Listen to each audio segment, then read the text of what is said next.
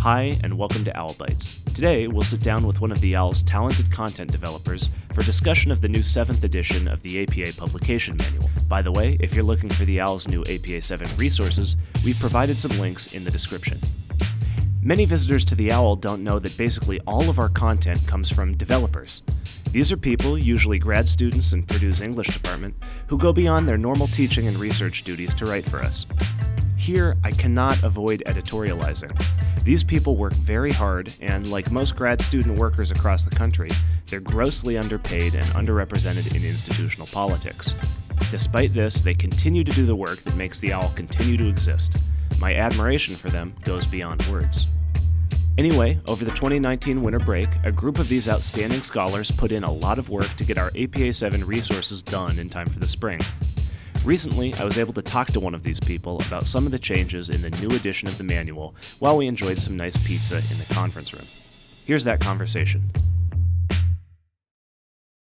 My name's Katie McMorris, and I've been working with the Owl now this is my 4th semester, and I have done a lot of different things. I have helped produce scripts for the video casts. I've also edited content that feels a little outdated, and I've also written new content. So over Christmas break, a bunch of us were assigned to do different APA projects, and I actually ended up going to my local library and checking out one of the APA manuals there because there was high demand for the books. And essentially what I did is I sort of copy edited what already happened. And so I would look at a page and I would sort of cross-reference and see, does this line up with the old content? What changes do we have to make? And then pretty thoroughly go through and figure out what changes we had to make from there. I actually really liked some of the changes that the APA 7 made. One in particular was how they give directions for both a narrative citation and a parenthetical citation. Something that my students often ask is, how do I know if I have to cite something in the sentence or at the end of the sentence that I'm quoting? And this really broke it down, and it showed us that there are 2 different ways. You can cite it as part of the introduction to a quote, or you could cite it at the end. And I really appreciated the ways that the APA style broke that down. So I wrote a new one that's all about audio-visual content, and that was really helpful because obviously we're progressing in a digital age, and it's important to know how to cite things that are maybe not something that we have done before. So a podcast or a video or something along those lines.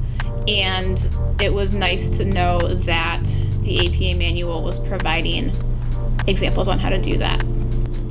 So one that I really appreciated was that the APA recognized the singular they, and it said that it is completely okay to use that both for inclusivity and also for clarity. And I was really happy to see that change coming from a higher up organization. Another one that I thought was useful was that the APA pretty much standardized the question of, do I put 1 space after a period or 2 spaces after a period? And the APA was pretty much just said, we're going to do 1.